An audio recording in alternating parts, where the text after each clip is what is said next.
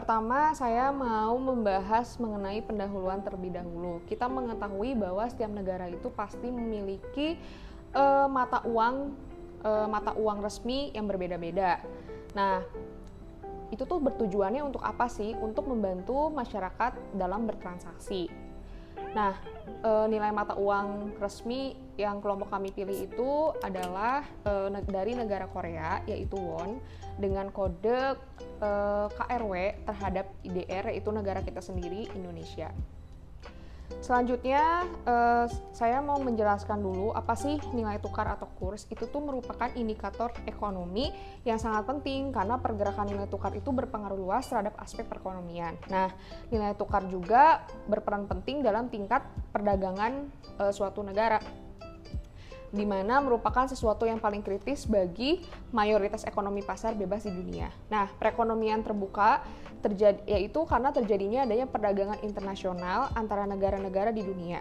Adanya perbedaan mata uang yang digunakan baik di negara yang mengimpor maupun yang mengekspor akan menimbulkan sesuatu perbedaan nilai tukar mata uang.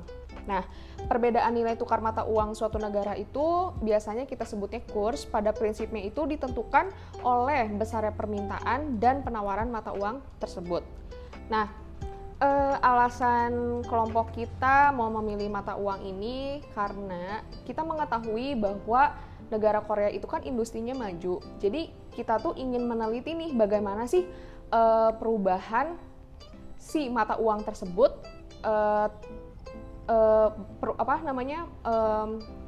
perubahannya itu signifikan atau tidak terhadap si harga minyak dan harga emasnya. Nah, selanjutnya langsung kita masuk ke bab 2, yaitu pengolahan data. Apa sih itu scatter diagram? Scatter diagram itu jadi kita mau melihat nih kemungkinan adanya korelasi antara dua variabel. Nah, yang pertama itu adalah ada mata uang won terhadap harga minyak.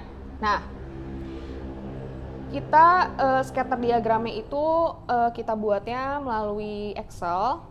Di sini udah ada persamaannya, yaitu Y dan R kuadrat. R kuadrat itu merupakan atau bisa kita sebut koefisien determinasi.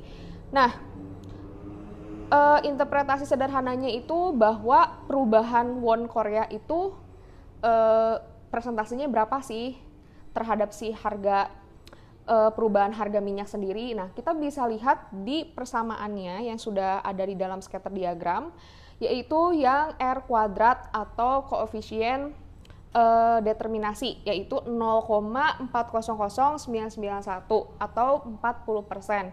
Itu persentasenya. Lalu, kita juga mengetahui bahwa dalam data ini harga minyaknya itu cenderung naik dan mata uangnya pun naik. Kita tahu dari mana? Kita bisa menganalisis dari persamaan pada scatter diagram ini sudah ada datanya Y sama dengan 0,1465X ditambah 3,8245.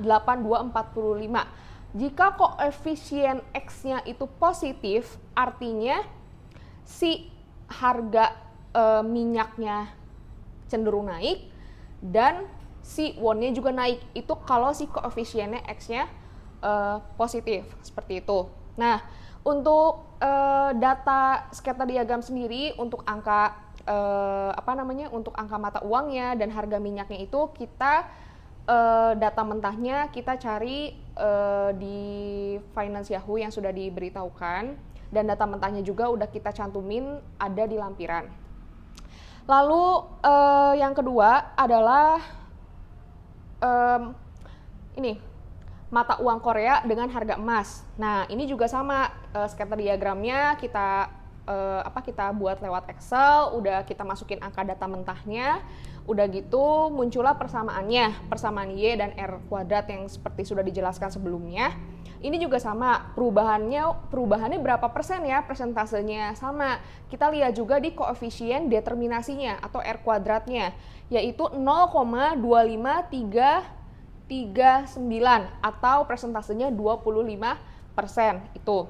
Lalu kita lihat di persamaannya itu ternyata kan kalau tadi koefisien X-nya itu kan koefisien X-nya itu positif. Nah, sedangkan ini koefisien X-nya itu negatif. Kalau misalnya koefisien X-nya itu negatif, artinya adalah harga emas itu naik dan won Korea itu cenderung turun, seperti itu. Itu interpretasi sederhananya. Sekarang saya akan menjelaskan mengenai hasil pengolahan data. Untuk mendapatkan hasil pengolahan data, kita bisa menggunakan POMQM. Jadi melalui POMQM ini kita bisa mendapatkan MAD, MSE, MAPE, correlation coefficient, dan coefficient of determination-nya. Nah, seperti yang telah dijelaskan sebelumnya, kita menggunakan dua metode. Metode yang pertama adalah metode time series. Di metode time series ini kita menggunakan moving average dengan N sama dengan 100, weighted moving average dengan past period 5, 4, 3, 1, dan exponential smoothing dengan alpha terbaik sama dengan 1. Kedua, kita menggunakan metode kausal. Di metode ini kita menggunakan model analisis regresi linear. Lalu kita lanjut ke analisis. Nah, untuk metode time series kita harus memilih MAD, MSE, dan MAPE dengan angka terkecil, di mana angka terkecil ini digunakan untuk mengetahui mana yang merupakan metode terbaiknya.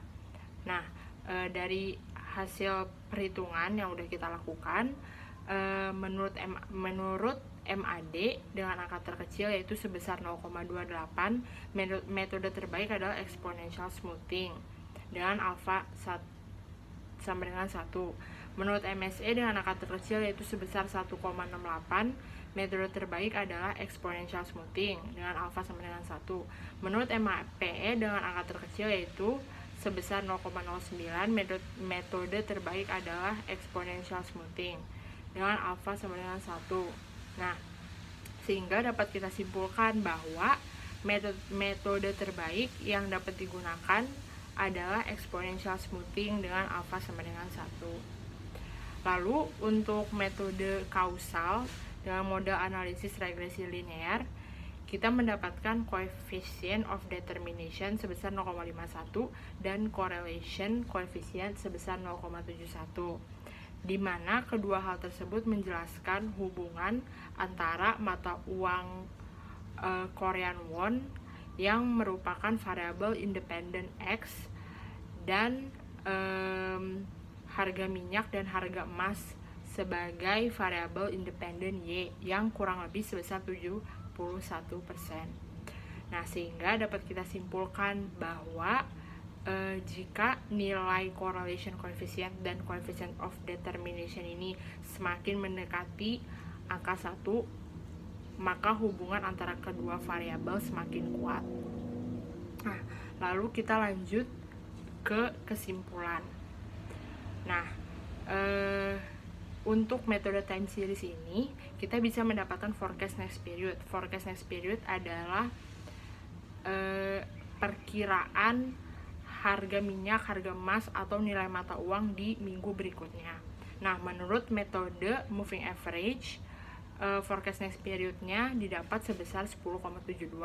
Untuk metode weighted moving average didapat forecast next period sebesar 11,95, dan untuk metode exponential smoothing didapat forecast next period sebesar 12,04.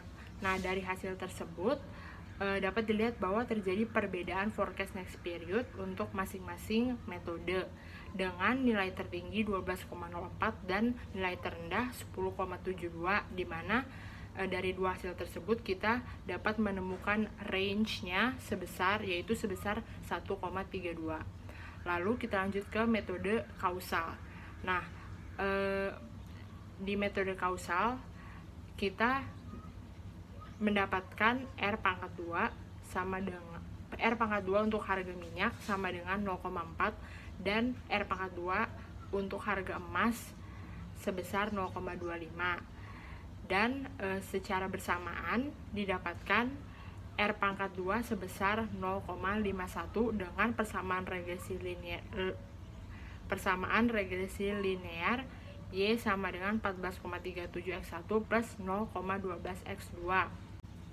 Nah, dari persamaan tersebut kita bisa menyimpulkan bahwa setiap perubahan harga minyak sama dengan perubahan atau naiknya 0,12 Korean won terhadap rupiah, dan setiap perubahan harga emas sama dengan perubahan atau naiknya 14,37 Korean won terhadap rupiah. Sekian presentasi dari kami. Terima kasih.